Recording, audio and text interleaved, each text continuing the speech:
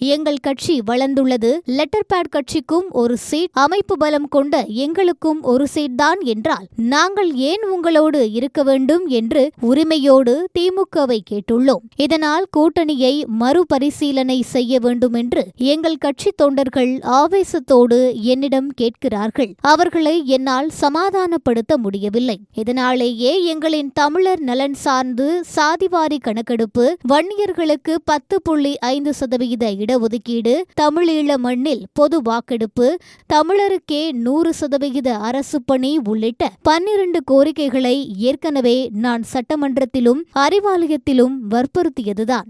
இதனை தற்போது நிறைவேற்றித் தர உத்தரவாதம் அளிக்க வேண்டுமென்றும் அதற்கு முதலமைச்சரிடம் பேசி சொல்லுங்கள் என்று என்னிடம் சமாதானம் பேசியவர்களிடம் கூறியிருக்கிறோம். இன்னும் ஓரிரு நாட்களில் திமுக முடிவை அறிவிக்காத பட்சத்தில் கட்சியின் நிறுவன தலைவர் என்ற முறையில் அடுத்த கட்ட முடிவை எடுக்க எனக்கு அதிகாரம் கொடுத்திருக்கிறார்கள்.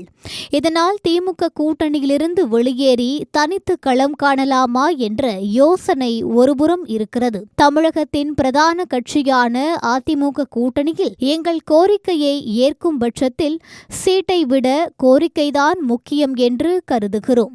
அதிமுகவும் ஏற்காத பட்சத்தில் 234 தொகுதிகளிலும் வேட்பாளர்களை நிறுத்தும் வலிமை எங்களுக்கு உள்ளது என்றார் உறுதியாக.